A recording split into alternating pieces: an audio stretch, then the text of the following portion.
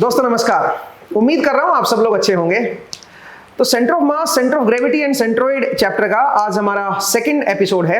Last episode में आपने कुछ एक्सपेरिमेंट देखे थे और फिर हमने centre of mass, centre of gravity को समझा था।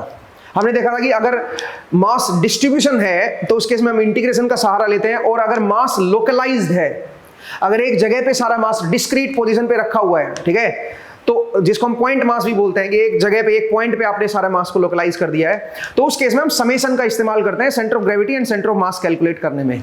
दूसरा हमने बताया था कि कब ये डिफरेंट होते हैं और कब ये सेम होते हैं।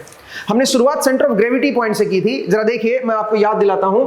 मान लीजिए मेरे पास कोई कोऑर्डिनेट सिस्टम है, ठीक है, ये मेरे पास कोई कोऑर्डिनेट सिस्टम है, ये मेरे पास x डायरेक्शन है, ये मेरे पास y डायरेक्शन है और ये मेरे पास z डायरेक्शन है।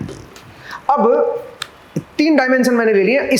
अब इस रीजन में कोई रिजिड बॉडी है जिसका अपना कोई साइज है, इसका अपना एक वॉल्यूम है, ये कोई रिजिड बॉडी एग्जिस्ट कर रही है। मुझे इसका सेंटर ऑफ ग्रेविटी और सेंटर ऑफ मास निकालना है। तो कैसे निकालेंगे जरा देखिए दोस्तों। आप क्या कीजिए, यहां पे आप कोई छोटा सा रीजन ले लीजिए, क्योंकि ये आपका कोई 2D में तो है नहीं, 3D बॉडी है, तो छोटा सा रीजन ले लीजिए आप, ठीक है। इस छोटे से रीजन का अपना मास होगा dm और इसके ऊपर एक ग्रेविटी एक्ट कर रही होगी dw, ठीक है। अब क्योंकि इतना छोटा है कि इस छोटे से रीजन का अपना जो सेंटर ऑफ ग्रेविटी होगा वो इसी के ऊपर लाई करेगा। इसका जो अपना सेंटर ऑफ मास या सेंटर ऑफ ग्रेविटी होगा वो यहीं पे लाई करेगा। क्यों भाई? क्योंकि बहुत ज्यादा छोटा है, इतना छोटा है कि इसका खुद का सेंटर ऑफ ग्रेविटी पूछोगे आप छोटे से मास का या छोटे से रीजन का, वो इसी के ऊपर लाई करेगा। तो इसके जो सेंटर ऑफ ग्रेविटी है, इसका जो सेंटर ऑफ मास आएगा उसको मैं अलग लिख देता हूं, x tilde, y tilde and z tilde. ये इसका खुद का सेंटर ऑफ ग्रेविटी या सेंटर ऑफ मास बोल सकते हो आप। बट मुझे इस छोटे से रीजन का नहीं चाहिए, मुझे तो पूरे रीजन का चाहिए। जो पूरी ये रिजिड बॉडी है मुझे तो इसका चाहिए। तो इस पूरी रिजिड बॉडी का हम कैसे कैलकुलेट करेंगे वो जरा देखिए। अगर मैं आपसे बोलूं कि x बार, सबसे पहले सेंटर ऑफ ग्रेविटी निकालते हैं भाई, तो सेंटर ऑफ ग्रेविटी में x बार निकालते हैं। मतलब जो इसका पूरी बॉडी का, पूरी रिजिड बॉडी का जो सेंटर ऑफ ग्रेविटी होगा उसका जो x कोऑर्डिनेट होगा वो क्या होगा? वो होगा आपका, वो हमने लास्ट एपिसोड में देखा था, integration of x tilde dw divide by total weight, ठीक है। अब टोटल वेट क्या होगा? टोटल वेट जो होगा वो होगा टोटल मास इनटू g, ये आपका टोटल वेट होगा। और dw क्या है? Small weight. इसका जो ग्रेविटी की वजह से जो फोर्स लग रहा है, dw जो आएगा वो क्या होगा दोस्तों? वो होगा small mass dm into g, ठीक है जी। ये आपका dw हो जाएगा। x टिल्डा क्या है? x टिल्डा इस स्मॉल रीजन का, इस स्मॉल मास का सेंटर ऑफ ग्रेविटी पॉइंट है x टिल्डा, ठीक है। ऐसे आप जो है y बार निकाल सकते हो। पूरी रिजिड बॉडी का जो सेंटर ऑफ ग्रेविटी पॉइंट होगा उसका y कोऑर्डिनेट जो आएगा वो आएगा y tilde dw divide by total weight w। ऐसे ही आपका z बार आ जाएगा, z tilde dw divide by total weight w। सही है जी। इस तरह से आप सेंटर ऑफ ग्रेविटी निकालोगे। अगर आपको सेंटर ऑफ मास निकालना है दोस्तों, तो सेंटर ऑफ मास कैसे निकालोगे? सेंटर ऑफ मास की जो पोजीशन होगी उसके जो एक्स वाई जेड कोऑर्डिनेट आएंगे वो कैसे निकालोगे? उसके लिए आपको कुछ नहीं करना, आपको यहां पे एक्स टिल्डा डीएम कर देना है। ऐसे ही आप छोटा सा रीजन ले लो, उसका मास डीएम है, तो यहां पे डीएम ले लो बस, आप divide by total mass M कर दो, ठीक है। ऐसे ही वाई बार कर दो, तो वाई बार क्या हो जाएगा दोस्तों? That will be equal to Y tilde DM divide by total mass M. ऐसे ही अगर आप z बार करोगे सेंटर ऑफ मास का, तो वो हो जाएगा z tilde dm divide by total mass m, ठीक है। अब इंटरेस्टिंग क्या है जरा देखिए, ध्यान से देखिए। तो ये जो चीज है ये इसी से डिराइव हो सकती है अगर g कांस्टेंट है तो। अगर g कांस्टेंट है तो g यहां से, इसमें dm इंटू g है ना, और इसमें कैपिटल M इंटू g है, तो g अगर कांस्टेंट है तो बाहर आ जाएगी, वो कट जाएगी, तो अल्टीमेटली यही आ जाएगा।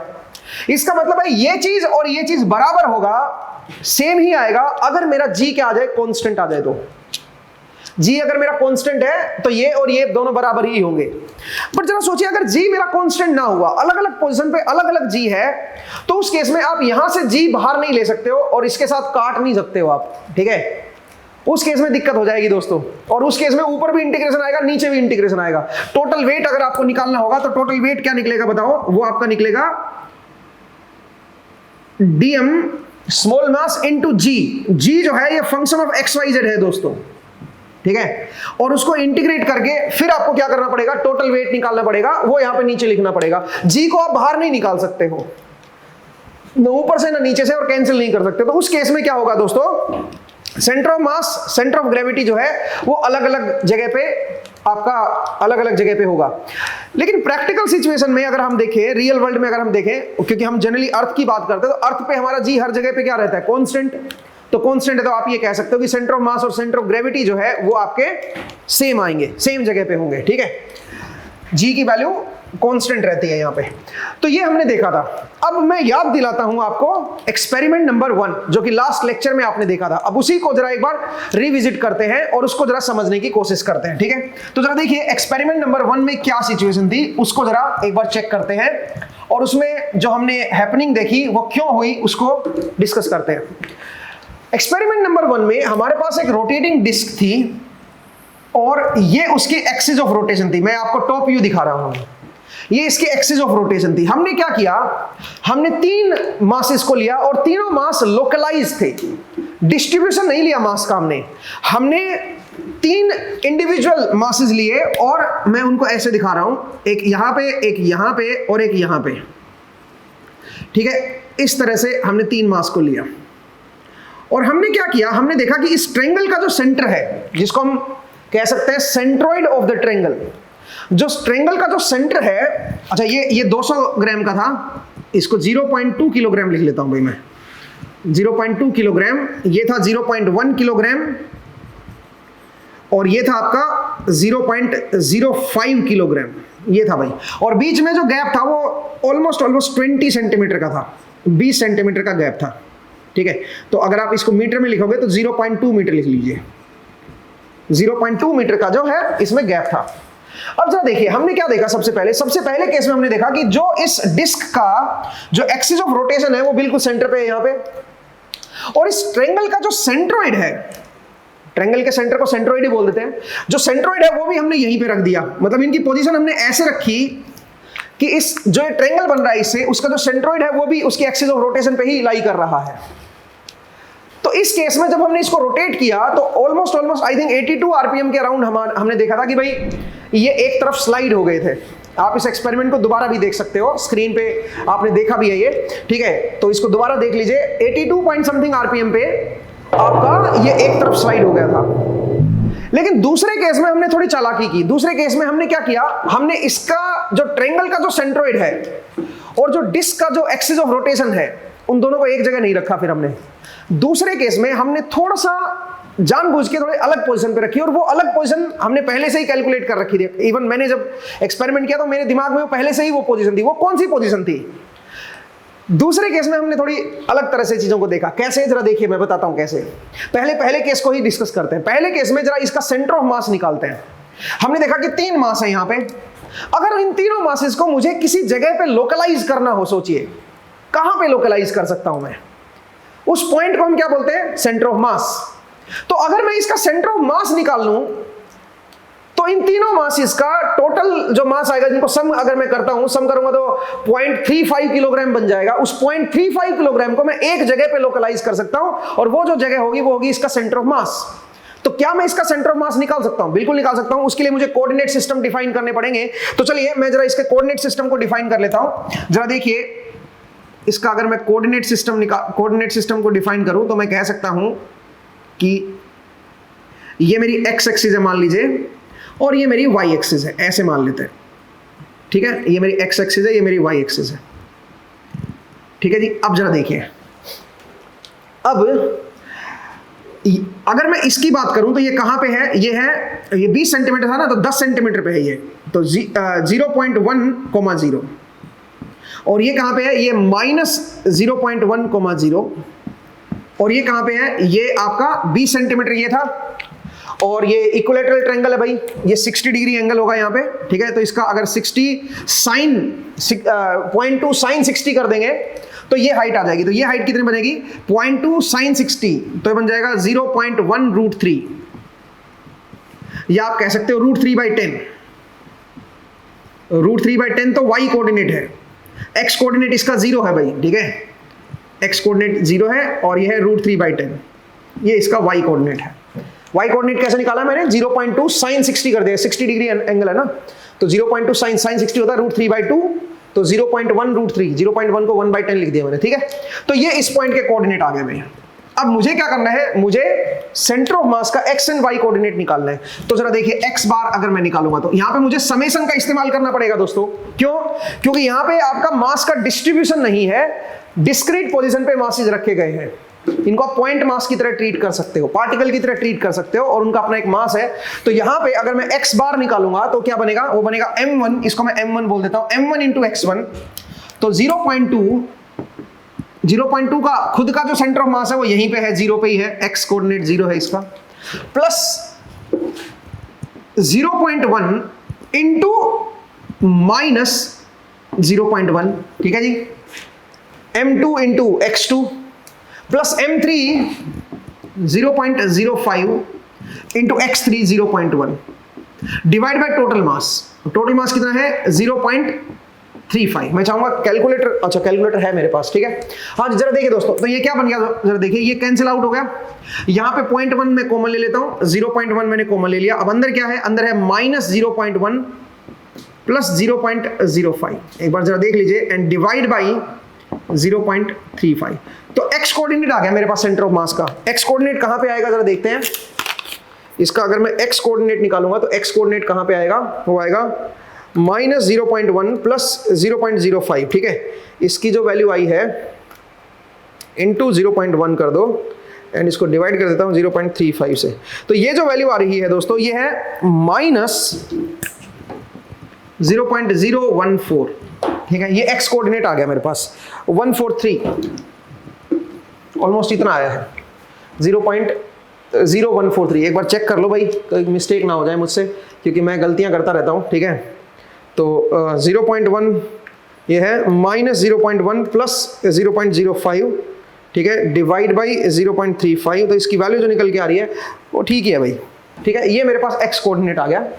अब आइए y कोऑर्डिनेट, जो ओवरऑल सेंटर ऑफ मास आएगा उसका y कोऑर्डिनेट क्या बनेगा। तो m1 इंटू y1, m1 है 0.2 इंटू y1 करोगे तो √3/10, ठीक है जी, प्लस m2 y2, ये 0 है, इसका भी y कोऑर्डिनेट 0 है, तो न्यूमरेटर में तो यही आएगा, बस बाकी सारे 0 हो जाएंगे, डिवाइड बाय 0.35। तो हमारे पास सेंटर ऑफ मास का y कोऑर्डिनेट भी आ गया। मैं जरा इसको सोल्व कर लेता हूं, तो 0.2 into √3 divide by 0.35,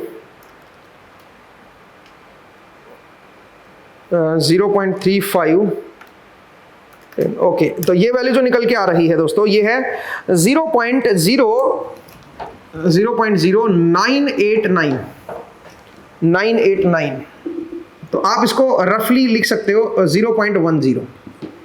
y coordinate है 0.10 और x कोऑर्डिनेट कुछ नेगेटिव में है, ठीक है, कुछ नेगेटिव में है x कोऑर्डिनेट।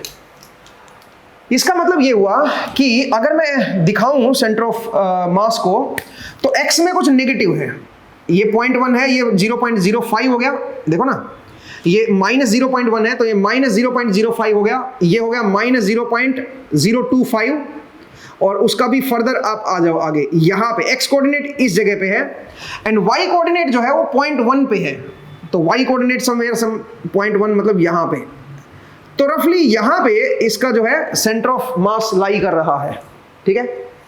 तो अगर मैं सेंटर ऑफ मास के कोऑर्डिनेट की बात करूंगा इस जगह पे, तो उसका x कोऑर्डिनेट है माइनस 0.0143 एंड y कोऑर्डिनेट है 0.10। इस तरह से जो है आप इसको दिखा सकते हो दोस्तों, ठीक है। कैलकुलेशन एक बार चेक कर लेना भाई। ये मेरा क्या आ गया, सेंटर ऑफ मास। और आप क्लियरली देख सकते हो ये इस ट्रायंगल के सेंट्रोइड के साथ तो लोकलाइज नहीं है। अगर इसका सेंट्रोइड निकालोगे तो सब कहीं इस एक्सिस पे, y एक्सिस पे कहीं मिलेगा, आप सेंट्रोइड आप निकाल के देखना, ठीक है। सेंट्रोइड का x कोऑर्डिनेट 0 है, y कोऑर्डिनेट आप निकाल लोगे यहां से मेरे ख्याल से। तो कुल मिला के इसके सेंट्रोइड पे तो नहीं बात बन रही भाई, सेंट्रोइड पे तो नहीं लाई कर रही है, लेकिन आपकी जो एक्सिस ऑफ रोटेशन है वो यहां पे है, और आपका जो सेंटर ऑफ मास है वो यहां पे है। इसका मतलब अगर इन तीनों मासेस को अगर मैं इकट्ठा कर दूं 0.35, और उसको अगर मैं इक्विवेलेंटली रिप्रेजेंट करूं, तो कहां पे रिप्रेजेंट करूंगा, यहां पे। इसका मतलब आप ये कह सकते हो कि ये तीनों के तीनों मास इस जगह लोकलाइज्ड है, सेंटर ऑफ मास पे लोकलाइज्ड है। तो जब मैं इसको रोटेट करूंगा तो क्या होगा दोस्तों, क्योंकि यहां से इसकी डिस्टेंस है, जिस जो एक्सिस ऑफ रोटेशन है वहां से इसकी कोई ना कोई डिस्टेंस है यहां से, तो जैसे ही रोटेट करेगा, ये आप ये कह सकते हो पूरा का पूरा मास यहां पे लोकलाइज्ड है और ये एक्सिस ऑफ रोटेशन है। तो यहां से कुछ ना कुछ डिस्टेंस आ गई ना यार, कुछ आर आ गया ना हमारे पास। अगर कुछ आर आ गया हमारे पास तो आप क्या बोलोगे बताओ? इसका मतलब क्या है? इसका मतलब है जब ये रोटेट करेगा यहां पे इस सर्कल में, तो इसके ऊपर सेंट्रीपिटल फोर्स लगेगा, और अगर इस मास के सेंटर ऑफ पॉइंट से देख रहे हो, इसके मास के रेफरेंस से देख रहे हो, तो सेंट्रीफ्यूगल फोर्स लगेगा, वो इसको बाहर लेके जाएगा। समझ रहे हो? तो इसका मतलब क्या होगा? ये स्लाइड डाउन होगा ही होगा, ये पक्का स्लाइड होगा, क्योंकि इसका जो सेंटर ऑफ मास है और जो एक्सिस ऑफ रोटेशन है वो एक जगह पे नहीं लाई कर रहे हैं। तो फिर अगले केस में हमने क्या किया? अगले केस में हमने इसको थोड़ा सा पोजीशन को शिफ्ट किया, इसकी पोजीशन को इस तरह से शिफ्ट किया कि इसका जो सेंटर ऑफ मास आ जाए वो इस पोजीशन पे ही आ जाए, मतलब ये पॉइंट और ये पॉइंट सेम ही आ जाए। तो अगले केस में हमने जानबूझ के थोड़ा सा इसको शिफ्ट किया है दोस्तों, और इस तरह से शिफ्ट किया कि भाई ये जो पोजीशन है इसकी वो यहीं पे आपकी लाई कर जाए। अब आप बोलोगे सर ऐसा कैसे आपने देख लिया, ऐसा कैसे शिफ्ट किया कि भाई ये जो है यहां पे लाई कर जाए? तो आप देख लो ना ये कितना अवे है, कितना अवे है, ये पॉइंट कितना अवे है यहां से, और यहां से कितना अवे, एक्स और वाई कोऑर्डिनेट क्या है। तो ये जो सेंटर है ये यहां पे मिला दो, इसका मतलब पूरा इसको उठा के थोड़ा सा इस तरह से रखो कि भाई ये जो है वो यहां पे लाई कर जाए। ठीक है, मुझे उम्मीद है आपको ये समझ आया कि किस तरह से जो है आप इसको देखोगे कि भाई इसका जो ये पॉइंट मैंने जो है ना थोड़ा गलत दिखा दिया मेरे ख्याल से। ये जो पॉइंट आएगा ये समवेयर जो सेंटर ऑफ ग्रेविटी पॉइंट आएगा वो सेंटर ऑफ मास पॉइंट आएगा वो यहाँ पे आएगा, ठीक है, इस जगह पे आएगा। ठीक है ना, क्योंकि जो कोऑर्डिनेट है ना इसको अगर प्रॉपर्ली दिखाओगे तो यहाँ पे आएगा। तो अब हमें क्या करना है बताओ? तो प्रॉब्लम ये है कि जो एक्सिस ऑफ रोटेशन है उससे आपका जो सेंटर ऑफ मास है वो थोड़ा सा दूर है। तो जब आप इसको रोटेट करोगे तो इसके ऊपर सेंट्रीफ्यूगल फोर्स लगेगा और ये 0.35 किलोग्राम का बाहर की तरफ स्लाइड डाउन हो जाएगा। ठीक है, तो इस तरह से ये आपका पूरा एक तरफ स्लाइड हो गया था, ये आपने ऑब्जर्व किया था। अगले केस में हमने क्या किया? अगले केस में हमने इसको ऐसे एडजस्ट किया, इन दोनों को इस तरह से, इन तीनों को इस तरह से शिफ्ट किया कि ये जो पॉइंट है ये इसके ऊपर ही लाई कर जाए। इसका मतलब आप जरा सोचिए, मुझे ये पूरे सिस्टम का एक्स जो है आगे की तरफ शिफ्ट करना पड़ेगा और वाई नीचे की तरफ शिफ्ट करना पड़ेगा। वाई में कितना नीचे की तरफ शिफ्ट करना पड़ेगा, ये डिस्टेंस निकाल लो आप, यहां से कितनी डिस्टेंस है ये। ठीक है, इसका जो सेंट्रोइड पॉइंट है वो निकाल लो ना ट्रायंगल का। अब आप बोलोगे सेंट्रोइड पॉइंट कैसे निकालें, वो आगे चल के सिखाऊंगा मैं कैसे निकालते हैं, बट अभी अगर आपको पता है तो आप निकाल लो इसका सेंट्रोइड पॉइंट कैसे निकालते हैं। तो अभी देखो कितना अवे है इससे ये, तो y में कितना अवे है उतना इसको पूरे सिस्टम को नीचे कर दो, और x में कितना अवे है उधर उतना उस सिस्टम को आगे कर दो। तो इस तरह से आप जो है इसको लोकलाइज करो, इस तरह से आप इसको रखो कि भाई इसका जो सेंटर ऑफ मास है वो यहीं पे लाई कर जाए। तो इससे क्या होगा? इससे ये होगा कि सारा का सारा मास इसके सेंटर पे ही लोकलाइज हो जाएगा, सॉरी जो एक्सिस ऑफ रोटेशन है उसी के ऊपर लोकलाइज हो जाएगा। तो इस बार मुझे क्या करना पड़ेगा जरा देखिए, मुझे इस पूरे सिस्टम को थोड़ा सा डाउन करना है और थोड़ा सा इस तरफ शिफ्ट करना है। तो जरा केस नंबर 2 अगर आप देखते हो तो केस नंबर 2 में जरा देखिए क्या किया हमने। असल में हम चाह क्या रहे हैं? हम ये चाह रहे हैं कि एक्सिस ऑफ रोटेशन और इसका जो सेंटर ऑफ मास वाला पॉइंट है वो एक ही जगह पे लाई कर जाए। उससे क्या बेनिफिट होगा जरा देखिए, ये है मेरे पास एक्सिस ऑफ रोटेशन। तो अब मैंने क्या किया जरा देखिए, ये मेरा कोऑर्डिनेट सिस्टम था, मैं इसका कोऑर्डिनेट सिस्टम बना लेता हूं। ये मेरा कोऑर्डिनेट सिस्टम हमने पहले माना हुआ था, ठीक है भाई। तो हमने क्या किया, हमने इसको थोड़ा सा नीचे शिफ्ट कर दिया सो दैट, और थोड़ा सा इधर शिफ्ट कर दिया। तो इसका मतलब ये जो मास आएगा m1 वो समवेयर यहां पे आ जाएगा। दूसरा ये जो आएगा ये थोड़ा सा नीचे शिफ्ट हो गया, थोड़ा सा इधर शिफ्ट हो गया, ये यहां पे आ जाएगा। और ये थोड़ा सा नीचे और थोड़ा सा इधर शिफ्ट हो गया, तो ये समवेयर यहां पे आ जाएगा। अगेन ये आपका क्या है बताओ जरा, अगर आप फिर से देखोगे इसका तो अगेन ये आपका इक्विलैटरल ट्रायंगल ही बनेगा भाई। ठीक है, ये आपका बनेगा इक्विलैटरल ट्रायंगल ही। ठीक है, जरा देखिएगा ये अगेन इक्विलैटरल ट्रायंगल ही है। लेकिन इस बार बेनिफिट क्या मिला आपको? इस बार बेनिफिट ये मिला कि इसका जो सेंटर ऑफ मास है और जो एक्सिस ऑफ रोटेशन है वो दोनों यहां पे लाई कर रहे हैं। तो आप ये कह सकते हो कि ये 0.35 किलोग्राम का जो मास है, टोटल मास, ये सारा का सारा मास जो है इसके सेंटर ऑफ मास पे लोकलाइज्ड है, यहां पे लोकलाइज्ड है। और यहां से इसके एक्सिस ऑफ रोटेशन की जो डिस्टेंस है वो 0 है।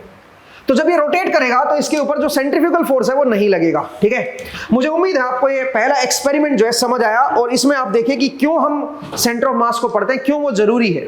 ठीक है, तो आई होप आपको क्लियर हुआ। चलिए अब आगे बढ़ते हैं, कुछ और प्रॉब्लम्स जो है उनको जरा डिस्कस करते हैं दोस्तों, और जो सिचुएशन है उनको जरा डिस्कस करते हैं कि कैसे हम सेंटर ऑफ मास को कैलकुलेट करते हैं, सेंटर ऑफ ग्रेविटी को कैसे कैलकुलेट करते हैं। सेंट्रोइड भी आप निकाल सकते हो, वो भी मैं बताऊंगा कैसे आप सेंट्रोइड को निकालोगे, वो भी कोई वो नहीं है, मुश्किल नहीं है, ठीक है, ठीक है, सेंट्रोइड भी इजीली कैलकुलेट कर लोगे आप, ठीक है, वो बताएंगे। वैसे आप अभी के लिए तो आप खुद से सोल्व करें, ठीक है। जरा देखिए आगे बढ़ते हैं। नेक्स्ट अब हम क्या देखने जा रहे हैं, अब कुछ और सिचुएशन को देखते हैं जहां पे हम सेंटर ऑफ मास को या सेंटर ऑफ ग्रेविटी को कैलकुलेट कर रहे हैं। फिलहाल मैं जी को सेम मान रहा हूं, तो एक तरह से आप सेंटर ऑफ ग्रेविटी बोलो या सेंटर ऑफ मास बोलो, एक ही जगह पे लाई करेंगे, ठीक है। सिचुएशन क्या है, सिचुएशन कुछ इस तरह की है कि मान लीजिए मेरे पास कोई इस तरह का एक रीजन है। जरा देखिए दोस्तों, ये जो है ये मेरे पास कोई ऐसे कोई सरफेस है, इसकी थिकनेस जो है वो बहुत पतली है, आप ऐसा समझ लीजिए। ये एक्स डायरेक्शन है और ये मान लीजिए मेरी वाई डायरेक्शन है। असल में ये थिक प्लेट है ये, ठीक है, बट इसकी थिकनेस जो है वो नेग्लिजिबल है, आप ये मान लीजिए, बहुत ही कम थिकनेस है। अगर मैं इसको साइड से दिखाऊं तो ये बिल्कुल पतली है, इसकी थिकनेस टी मान लो आप, इसकी थिकनेस जो है वो आप टी मान लो, और टी इज वेरी स्मॉल, ठीक है, टी जो है वो इसकी थिकनेस है। अच्छा, ये जो रेडियस है आपको दे रखी है, ये आर जो है ये आपको दे रखा है, मान लीजिए 1 मीटर, ठीक है, 1 मीटर है। तो एक तरह से ये डिस्क का 4th हिस्सा हो गया, जो डिस्क होती है पूरी जो डिस्क होती है उसका 1/4 हिस्सा हो गया, ठीक है, आप ये कह सकते हो डिस्क का 1/4 है। मुझे क्या करना है, मुझे इसका सेंटर ऑफ मास निकालना है, मुझे इसका सेंटर ऑफ मास बताना है कहां पे होगा, ठीक है, वो आपको कैलकुलेट करना है। तो कैसे कैलकुलेट करें दोस्तों सेंटर ऑफ मास, इसकी थिकनेस टी है भाई, ठीक है, और ये यूनिफॉर्म डेंसिटी है, मतलब इसका मास यूनिफॉर्मली डिस्ट्रीब्यूटेड है, लोकलाइज नहीं है। ध्यान दीजिए, इस बार मास का डिस्ट्रीब्यूशन आ गया है। तो सेंटर ऑफ मास कैसे निकालेंगे, उसका मुझे X coordinate and Y coordinate चाहिए भाई, सेंटर ऑफ मास का। तो वो कैसे करेंगे जरा देखिए दोस्तों, हम जानते हैं जो सेंटर ऑफ मास का जो एक्स कोऑर्डिनेट आएगा वो बनेगा x tilde dm divide by total mass m, ठीक है, ये होता है भाई। ऐसे आप जो है y बार निकाल सकते हो, that is y tilde dm divide by total mass m, ठीक है, इस तरह से आप निकालोगे। अब मास डेंसिटी दे नहीं रखी, तो मास डेंसिटी को मैं रो मान लेता हूं, रो किलोग्राम पर मीटर क्यूब। मास डेंसिटी तो मीटर क्यूब में होती है, पर मीटर क्यूब, ये मान लीजिए मेरी मास डेंसिटी है। अब एक काम करता हूं, मैं इसका स्मॉल वॉल्यूम ले लेता हूं, क्योंकि मुझे डीएम लेना ना। तो डीएम क्या होगा बताओ जरा, डीएम जो होगा उसको मैं लिख सकता हूं mass density into DV, small volume. भाई पर मीटर क्यूब में इतना किलोग्राम है, तो स्मॉल वॉल्यूम डीवी के अंदर कितना किलोग्राम होगा, वो डीएम होगा। इस तरह से निकाल सकते हो। डीवी क्या होगा बताओ ना, स्मॉल वॉल्यूम कैसे निकालोगे। उसके लिए एक काम करते हैं, कुछ एंगल थीटा पे आ जाते हैं, यहां पे कुछ एंगल थीटा ले लेते हैं, और बिल्कुल स्मॉल एंगल ले लेते हैं डी थीटा। कुछ एंगल थीटा पे ये स्मॉल एंगल ले लेता हूं डी थीटा, ये जो स्मॉल एंगल है ये डी थीटा है। यहां से ये बिल्कुल स्मॉल डिस्टेंस ले लेता हूं, ये है डी आर, बाहर की तरफ ले लेता हूं डी आर। डी आर क्या है मेरा, आउटवर्ड स्मॉल डिस्टेंस है, रेडियस, और ये जो आर्क लेंथ है ये बन जाएगी आर डी थीटा। तो अगर मैं इसका एरिया निकालूं ये वाला ऊपर से, तो ये बनेगा are D theta into D R, ये इसका एरिया होगा। बट मुझे तो इसका वॉल्यूम चाहिए, तो इसकी थिकनेस से भी तो मल्टीप्लाई करेंगे, अंदर की तरफ भी तो है ना। तो अगर मुझे डीवी लिखना होगा दोस्तों, तो क्या लिखेंगे बताओ जरा, वो बनेंगे are D theta into D R. ये तो इसका एरिया हो गया, small area, are D theta ये आर्क लेंथ होगी, और डी आर मेरा बाहर की तरफ हो गया। इंटू क्या करो, इंटू टी भी तो करो ना, इंटू टी करो, ये इसका वॉल्यूम आ गया दोस्तों, स्मॉल वॉल्यूम आ गया है। तो अगर मुझे डीएम निकालना होगा, तो डीएम कैसे निकालेंगे बताओ जरा। इसका जो मास निकालना होगा उसके लिए आप रो से मल्टीप्लाई, रो मेरी कांस्टेंट है भाई हर जगह पे, ठीक है, तो रो से मैं मल्टीप्लाई कर देता हूं। तो रो से जब मल्टीप्लाई करोगे तो क्या बन जाएगा, रो T R D R D theta, ये मेरे पास डीएम आ गया, स्मॉल मास आ गया। अब इस स्मॉल मास का खुद का जो सेंटर ऑफ मास है वो तो यहीं पे लाई कर रहा है ना, इसी पॉइंट पे लाई कर रहा है। खुद का जो सेंटर ऑफ मास है वो तो इसी पॉइंट पे लाई कर रहा है ना। अब इसका एक्स एंड वाई कोऑर्डिनेट कैसे निकालेंगे बताओ। ये जो डिस्टेंस है यहां से, ये आर डिस्टेंस है इसकी, ये आर डिस्टेंस है, और ये थीटा एंगल बन रहा है, तो इसका एक्स एंड वाई कोऑर्डिनेट निकाल सकते हो भाई। इसकी हाइट निकाल सकते हो और इसका एक्स कोऑर्डिनेट निकाल सकते हो। एक्स कोऑर्डिनेट क्या आएगा इसका, R cos theta, and Y coordinate क्या आएगा, आर साइन थीटा। ये क्या बन गया, ये X tilde and Y tilde बन गया, क्योंकि ये स्मॉल मास जो मेरा डीएम है उसके खुद के सेंटर ऑफ मास आ गए हैं, ठीक है। तो वो x tilde and Y tilde आ गए हैं। तो अब यहां पे पुट कर देता हूं भाई मैं। तो बताइए एक्स बार जो निकलेगा, जो पूरा सेंटर ऑफ मास जो आप निकालोगे वो कैसे निकालोगे बताइए, वो निकलेगा integration of X tilde, X tilde क्या है, R cos theta, into DM, DM की जगह पे ये आ जाएगा क्या, rho T R D R D theta. अब यहां पे दो के रेस्पेक्ट में इंटीग्रेशन लेना पड़ेगा भाई, तो डबल इंटीग्रेशन लगाना पड़ेगा, एक आर के रेस्पेक्ट में और एक थीटा के रेस्पेक्ट में, डिवाइड बाय टोटल मास। अब टोटल मास कैसे निकालोगे, ये जो डीएम है इसी को इंटीग्रेट करना पड़ेगा, तो रो T R D R D theta, ये मेरा स्मॉल मास डीएम हो गया, और इसको मैं क्या कर दूंगा, डबल इंटीग्रेशन कर दूंगा, तो मेरे पास क्या आ जाएगा, टोटल मास आ जाएगा। तो ध्यान दीजिएगा दोस्तों कि एक्स कैसे निकालेंगे, एक्स कोऑर्डिनेट कैसे निकालेंगे, सेंटर ऑफ मास का, ठीक है। अब जरा देखिए रो एंड टी जो है ये कैंसिल आउट हो गया, क्योंकि ये तो कांस्टेंट है, तो बाहर आ जाएगा, ठीक है। अच्छा अब मुझे इंटीग्रेट करना है, अच्छा इस आर को, ये जो आर है और ये जो आर है ये सेम ही है भाई, इसको भी स्मॉल आर लिख लो ना यार, ठीक है। ये जो है ये भी तो मेरी स्मॉल आर ही है, ठीक है, इसको स्मॉल आर, भाई डीएम जरूरी तो नहीं है कि भाई बिल्कुल एज पे लूं, मैं बीच में भी ले सकता हूं, तो इसको आप आर ही लिखो भाई, इसमें कंफ्यूज मत होना, ठीक है। नहीं समझे भाई, आपको कैपिटल आर पे क्यों जाना है, कैपिटल आर की वैल्यू जो है वो 1 है भाई, कैपिटल आर की वैल्यू 1 मीटर है। मैक्सिमम रेडियस जो है ना, मतलब जो बड़ी से बड़ी जो आउटर जो रेडियस जो है वो 1 मीटर की है, बट जरूरी तो नहीं है डीएम मेरा आउटर पे हो, डीएम तो कहीं पे भी ले सकता हूं ना, मैं किसी भी आर पे ले सकता हूं। सोचिए ये मेरी आर है यहाँ पे, तो यहाँ पे आर है, तो ये इसके कोऑर्डिनेट क्या बन जाएंगे, इसके कोऑर्डिनेट बनेंगे R cos theta and R sine theta. Small R क्या है, यहां से यहां तक की जो डिस्टेंस है वो, ठीक है। तो इन जनरल हम कहीं बीच में ही लेंगे, बाहर क्यों लेंगे हम, बिल्कुल आउटर मोस्ट पॉइंट क्यों लेंगे, पॉइंट को समझिए मेरा पॉइंट, ठीक है। तो यहां पे इसका जो कोऑर्डिनेट है वो ये बन जाएंगे, तो एक्स टिल्डा जो है वो आर कोस थीटा बन जाएगा, और वाई टिल्डा जो है वो आर साइन थीटा बन जाएगा। आर में स्मॉल रखूंगा भाई, ध्यान दीजिएगा, ठीक है।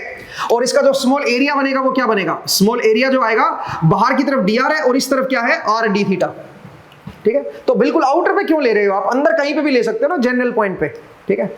आउटर पे लोगे तो फिर आपको कंफ्यूजन होगा कि कैपिटल आर यूज करोगे, फिर आप तो कैपिटल आर पे फिर कंफ्यूज होगे फिर, ठीक है। तो बेहतर कहीं बीच वाले पॉइंट पे ले लो, और बीच वाले पॉइंट पे एक्स एंड वाई कोऑर्डिनेट आप इसका निकाल सकते हो, X tilde and Y tilde की वैल्यू आप निकाल सकते हो, उसमें small R general R distance पे ले लो आप, ठीक है। मुझे उम्मीद है आपको ये समझ आ गया। अब जरा देखिए रोटी से रोटी मेरा कैंसिल हो जाएगा, अब मैं क्या करूंगा, अब मुझे इसको इंटीग्रेट करना है। तो सबसे पहले अगर आप देखोगे तो आर का, अगर आप देखोगे तो ये बन जाएगा R square cos theta D R D theta. R मेरा कहां से कहां तक चेंज हो रहा है, 0 से लेके 1 तक, और थीटा मेरा कहां से कहां तक चेंज हो रहा है, 0 से लेके π/2 तक, 0 से π/2 तक, डिवाइड बाई डिनोमिनेटर में क्या आएगा दोस्तों, आर डी थीटा है, आर डी थीटा। आर कहां से कहां तक चेंज हो रहा है, 0 से लेके 1 तक, और थीटा मेरा 0 से लेके π/2 तक, सही है जी, 0 से लेके π/2 तक। अब जरा देखिए इसको अगर मैं सोल्व करूंगा तो क्या बनेगा, सबसे पहले आर के रेस्पेक्ट में सोल्व कर लो, तो ये बनेगा r³/3, और अपर लिमिट 1 है, लोअर लिमिट 0 है, तो 1/3 आ जाएगा। तो आर के रेस्पेक्ट में करोगे तो 1/3 आ जाएगा, और थीटा के रेस्पेक्ट में करोगे तो कोस थीटा का इंटीग्रेशन क्या होता है, कोस थीटा का इंटीग्रेशन साइन थीटा, अपर लिमिट माइनस लोअर लिमिट करोगे तो 1 आएगा, डिवाइड बाई, यहां पे देखिए सबसे पहले आर के रेस्पेक्ट में कीजिए तो r²/2 आएगा, अपर लिमिट माइनस लोअर लिमिट करोगे तो 1/2 आ जाएगा, ठीक है। और थीटा के रेस्पेक्ट में करोगे तो केवल डी थीटा को इंटीग्रेट करोगे, थीटा ही तो आएगा, अपर लिमिट माइनस लोअर लिमिट करोगे तो π/2 आ जाएगा यहां पे, सही है जी। तो कितना बन गया दोस्तों, ये बन गया 4π/3, 4π/3, एक बार जरा चेक कर लीजिएगा, ठीक है। तो मेरे पास जो x बार आया है वो आया है 4π/3, ठीक है। नेक्स्ट आइए अगला अपने को क्या निकालना है, अगला निकालना है, नहीं 4/3π आएगा, माफ कीजिएगा मैंने गलत कर दिया, ये 4/3π, ठीक है, ओके जी, 4/3π, ठीक है जी। अब आइए y बार, तो y बार कैसे निकालोगे, उसके लिए भी सेम करेंगे भाई। y बार कैसे निकालोगे बताइए, y टिल्डा, यहाँ पे y टिल्डा लिखोगे तो y टिल्डा क्या है, इसका कोऑर्डिनेट, y कोऑर्डिनेट क्या है, r sin थीटा, ठीक है, r sin थीटा, ये मेरा y टिल्डा हो गया, इनटू डीएम, डीएम की वैल्यू ये है भाई रो T R D R D theta, और यहां पे आर के रेस्पेक्ट में भी इंटीग्रेशन है और थीटा के रेस्पेक्ट में भी है, divide by rho T R D theta. ये मेरा डीएम है और इसको इंटीग्रेट कर दोगे मास आ जाएगा। आर की वैल्यू 0 से 1, थीटा 0 से पाई बाय 2, सेम वही 0 से पाई बाय 2, सही है जी। और रो टी से रो टी मेरा कट जाएगा। अब बताइए यहां पे सबसे पहले अगर मैं साइन थीटा को इंटीग्रेट करूं थीटा के रेस्पेक्ट में, तो साइन थीटा का इंटीग्रेशन होता है माइनस कोस थीटा, अपर लिमिट माइनस लोअर लिमिट लगाओगे थीटा की तो 1 बन जाएगा, तो थीटा के रेस्पेक्ट में ऊपर 1 बनेगा। फिर आइए आर के रेस्पेक्ट में, आर के रेस्पेक्ट में करोगे तो क्या बन जाएगा, आर स्क्वायर है यहाँ पे, आर स्क्वायर का integration R cube by 3, upper limit minus lower limit लगाओगे तो 1 बाई 3 आ जाएगा। अब आइए डिवाइड में, अब आइए यहाँ पे थीटा के रेस्पेक्ट में इंटीग्रेट करोगे तो पाई बाई 2 आ जाएगा, तो पाई बाई 2 यहां से आ गया। नेक्स्ट अब बताइए आर के रेस्पेक्ट में करोगे तो आर स्क्वायर बाई 2, यहाँ पे 1 बाई 2 और आ जाएगा, तो क्या बन जाएगा दोस्तों, ये बन जाएगा 4 बाई 3 पाई, अगेन 4 बाई 3 पाई।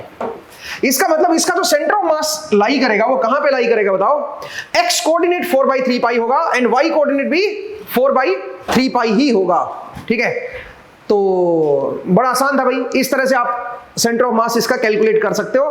तो सेंटर ऑफ ग्रेविटी भी यहीं पे लाई करेगा, ठीक है, सेंटर ऑफ ग्रेविटी भी आपका इसी जगह पे लाई करेगा जहां पे सेंटर ऑफ मास लाई कर रहा है, ठीक है। इसको आप जो है क्योंकि g की वैल्यू कांस्टेंट है ना, इस तरह से आप इसको देख सकते हो, ठीक है। मुझे उम्मीद है आपको समझ आया कि किस तरह से हम centre of mass and centre of gravity को कैलकुलेट करते हैं। एक और सवाल देख लेते हैं, एक और क्वेश्चन कर लेते हैं, जरा देखिए नेक्स्ट क्वेश्चन जरा है उसको भी जरा देख लेते हैं।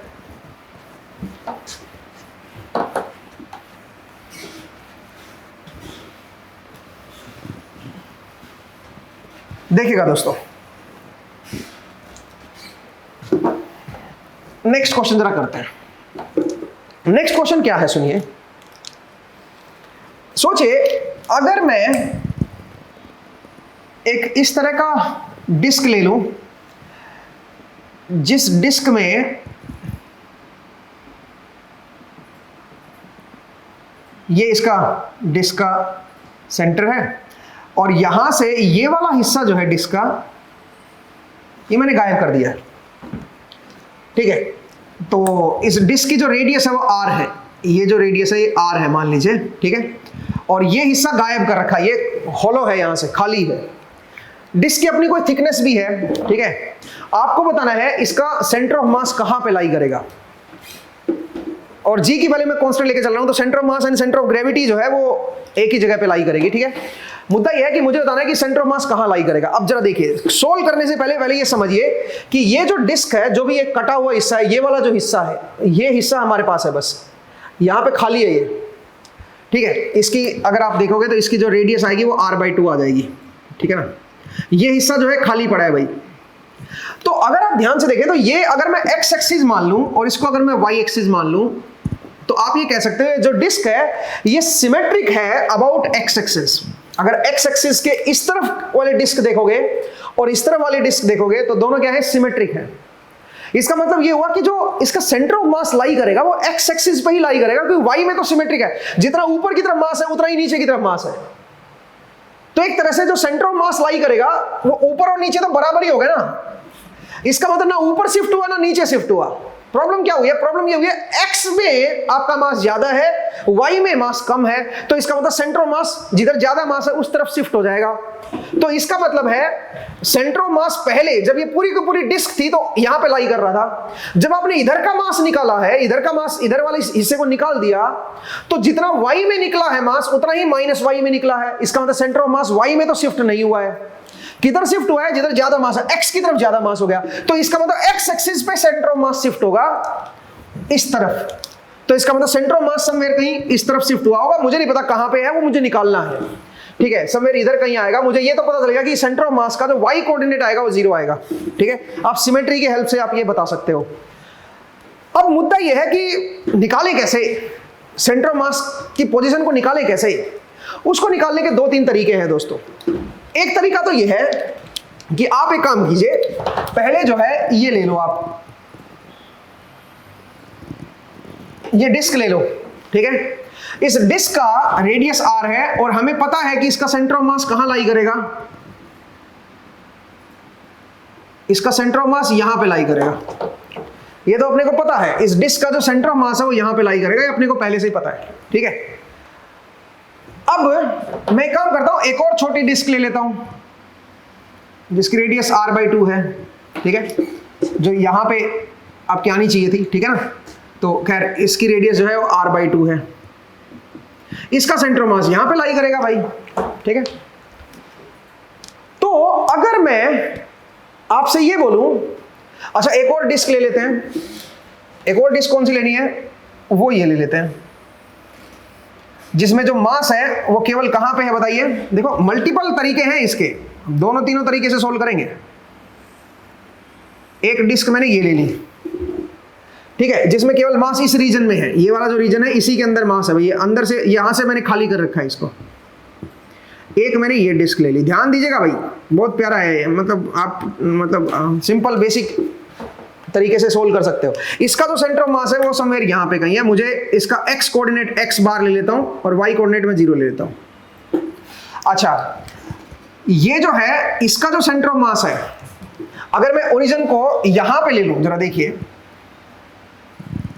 अगर मैं ओरिजिन को यहां पे ले लूं, इस बिल्कुल इसके यहां पे, ये मेरा 0 0 पॉइंट है, तो इसका जो सेंटर ऑफ मास लाई करेगा इस डिस्क का, वो कहां पे लाई करेगा, पूरी डिस्क है भाई, ठीक है। तो इसका जो सेंटर ऑफ मास लाई करेगा वो कहां पे लाई करेगा, वो लाई करेगा -r/2, 0 पे, ठीक है भाई।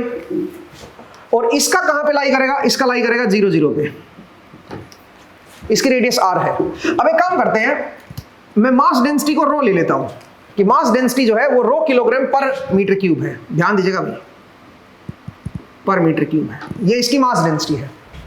तो इसका मास और इसका मास अगर मैं देखना चाहूं तो कितना होगा, अगर मैं इसका मास m मान लेता हूं, सोचिए, तो इसका मास कितना होगा वो इसके वॉल्यूम से पता चलेगा। इसका वॉल्यूम क्या बनेगा बताइए, इसका एरिया जो है वो है πr² और इसकी थिकनेस है t, ये इसका वॉल्यूम हो जाएगा, इनटू रो कर दो, तो ये इसका मास m हो जाएगा। इसका जरा देखिए, इसका अगर मैं एरिया निकालूंगा वो बन जाएगा πr², इसकी रेडियस r/2 है, तो ये इसका एरिया, सरफेस एरिया हो जाएगा, इनटू थिकनेस t कर दो, ये इसका वॉल्यूम हो जाएगा दोस्तों। तो अब बताइए अगर इसकी वैल्यू जो है वो m के बराबर है तो इसकी वैल्यू क्या हो जाएगी, अच्छा रो से मल्टीप्लाई भी तो करो ना भाई, ये वॉल्यूम इनटू रो करोगे तभी तो मास आएगा, और ये जो वैल्यू आएगी ये क्या बन जाएगी, ये बन जाएगी m/4। तो इसका मतलब इसका जो मास है इस डिस्क का वो m/4 है। अब पूरा मास है m और इसका मास है m/4, तो आपने m/4 को ही तो निकाला है, तो बाकी जो डिस्क रह गई है इसका मास कितना है, इसका मास है 3m/4, इसका मास है 3m/4 ये वाले हिस्से का। अब जरा ध्यान से देखिएगा, इसका सेंटर ऑफ मास मुझे पता है, इसका सेंटर ऑफ मास मुझे पता है, ठीक है। अगर मैं दोनों को जोड़ दूंगा तो यहां पे आ जाएगा, इसका मतलब क्या हुआ जरा देखिए, इसका सेंटर ऑफ मास पता है, इसका सेंटर ऑफ मास पता है, दोनों को अगर मैं इकट्ठा कर दूंगा, सम कर दूंगा तो यही तो बनेगी, और इसका सेंटर ऑफ मास मुझे पता है। तो मैं क्या करने जा रहा हूं जरा देखिए, मैं मान के चलूं कि जो 3m/4 है ये सारा यहां लोकलाइज्ड है और जो m/4 है वो यहां पे लोकलाइज्ड है। तो दो मास ले लेता हूं, डिस्क्रीट मास, ठीक है। एक मास कहां लोकलाइज्ड है, x बार 0 पे, और कितना है 3m/4, और एक मास कहां पे लोकलाइज्ड है बताओ, -r/2 पे, ठीक है, यहां पे है -r/2, 0 पे, और वो कितना मास है, वो है m/4, और दोनों को जब मैं जोड़ूंगा तो ये बनना चाहिए, इनका मतलब इन दोनों का जो सेंटर ऑफ मास लाई करेगा वो समवेयर यहां पे लाई करना चाहिए 0 0 पे, ठीक है भाई। तो अब मैं यहां पे रूल लगा देता हूं सेंटर ऑफ मास का, कैसे लगाऊंगा बताओ, 3m/4 into x bar plus m/4 into -r/2, 3m/4 का x बार पे है और m/4 का -r/2 पे, divide by total mass m, और इनका जो रिजल्टेंट जो सेंटर ऑफ मास आएगा इन दोनों का, उसका x कोऑर्डिनेट आएगा 0, y कोऑर्डिनेट भी 0 है, क्योंकि y तो इनका इंडिविजुअल भी 0 है ना, तो y निकालने की जरूरत ही नहीं है, y तो आपका वैसे भी 0 ही आएगा इनका। तो इन दोनों को हमने क्या किया, इसको सारे मास को यहां पे लोकलाइज कर दिया, इसके सारे मास को यहां पे लोकलाइज कर दिया, और उन दोनों को ऐसे दिखा दिया, और उन दोनों को फिर इकट्ठा ऐड कर दिया। इन दोनों का एक साथ अगर मैं एक साथ लगा के देखूंगा तो यही तो बनेगा। इसका जो सेंटर ऑफ मास आना चाहिए वो कहां पे आना चाहिए, वो 0 0 पे आना चाहिए, सही बात है। तो इसका मतलब इन दोनों का रिजल्टेंट अगर मैं निकालूंगा तो 0 0 आना चाहिए, तो इसको मैंने 0 कर दिया। तो यहां से आप x बार की वैल्यू कैलकुलेट कर सकते हो। तो ये क्या बन जाएगा, 3m/4 x बार इज इक्वल टू क्या आ जाएगा बताओ जरा, m/4 इंटू r/2, ठीक है भाई, m से m कट गया, 4 से मेरा 4 गया, तो x बार की जो वैल्यू आएगी दोस्तों that comes out to be, बताइए क्या बना, r/6 आई थिंक, ये बन गया, ठीक है, r/6। इसका मतलब इसका जो सेंटर ऑफ मास है ये r/6 बनेगी पोजीशन, r/6,0, यही तो पूछा था आपसे, यही तो पूछा था कि ये कहां पे लाई करेगा, ये r/6,0 पे आएगी। इस तरह से आप इसको सोल्व कर सकते हो दोस्तों। कहानी बड़ी आसान थी, लेकिन हमने थोड़ी ट्रिक का इस्तेमाल किया है यहां पे। लेकिन इसी को एक और तरीके से भी सोल्व कर सकते थे। आप कैसे बोलते, आप बोलते कि भाई ये एक डिस्क है मेरे पास और एक ये डिस्क है, ये ओरिजिन है यहां पे और यहां पे इसका ओरिजिन यहां पे, तो दोनों को अगर मैं सुपरपोज करूंगा, इसका मास मैं -m/4 ले लेता हूं ना, जरा देखिए कैसे, इसका पूरा मास m है और इस डिस्क का मास m/4 आएगा, बट मैं मान लेता हूं कि इसका मास नेगेटिव है, इसको मैं -m/4 कर देता हूं, एक मिनट के लिए मान लो कि नेगेटिव मास है इसका। अब जब मैं दोनों को सुपरपोज करूंगा, इसको जब इसके ओरिजिन को यहां पे मर्ज कराऊंगा, सुपरपोज करूंगा, तो ये वाला हिस्से का जो मास है जब वो सुपरपोज होगा -m/4 पे, तो यहां पे 0 मास हो जाएगा भाई, कैंसिल आउट हो जाएगा। इसका मास भी m/4 था इस रीजन में और उसके ऊपर आपने -m/4 जो है मर्ज कर दिया, तो एक तरह से सुपरपोज हो जाएगा, सुपरपोज जाएगा तो ये खाली हो जाएगा स्पेस, यही तो बन जाएगा। इसका मतलब आप मान सकते हो कि ये जो डिस्क बनी है ये कैसे बनी है, पूरी डिस्क में से ये -m/4 कर दो, पूरी डिस्क में से ये माइनस कर दो आप, तो एक काम करो ना, इसका मास m ले लो, इसका मास m/4 आ रहा है, उसको नेगेटिव ले लो बस आप, और इन दोनों का आप क्या करो, इन दोनों का रिजल्टेंट सेंटर ऑफ मास निकाल लेते हैं। जरा देखिए कैसे, ठीक है, आई होप ये वाला मेथड आपको समझ आया होगा। आप दूसरे मेथड से जरा देख लीजिएगा कैसे हम कर रहे हैं, ठीक है, तो जरा देखिए कैसे कर रहे हैं। तो अब मैं क्या कर रहा हूं, अब मैं इस डिस्क को इन दोनों का सुपरपोजिशन से कर रहा हूं, तो मैं बोलूंगा कि इसका जो सेंटर ऑफ मास है, इसका सारा का सारा मास यहां पे लोकलाइज्ड है 0 0 पे, यहां पे लोकलाइज्ड है m मास ओरिजिन पे, और इसका जो मास है वो कहां पे लोकलाइज्ड है, -r/2 पे है, और कितना है बताओ जरा, -r/2,0 पे लोकलाइज्ड है, क्योंकि ये भी तो एक डिस्क है, और ये मास कितना है, ये है -m/4, इसको मैंने नेगेटिव मास मान लिया। अब इन दोनों का जो रिजल्टेंट सेंटर ऑफ मास आएगा वो इसका सेंटर ऑफ मास के बराबर होगा, क्योंकि इन दोनों को अगर आप सुपरपोज करोगे, सुपर इंपोज करोगे एक दूसरे पे, तो ये खाली हो जाएगा, यहां से बचेगा सिर्फ इतने वाला हिस्सा ही, समझ रहे हो। तो अब जरा देखिए, इनका अगर मैं निकालूंगा सेंटर ऑफ मास कहां पे लाई करेगा, तो ये बनेगा m × 0, इसका x कोऑर्डिनेट 0 है ना भाई, प्लस -m/4 इंटू -r/2, सही है भाई, डिवाइड बाय क्या हो जाएगा, टोटल मास m।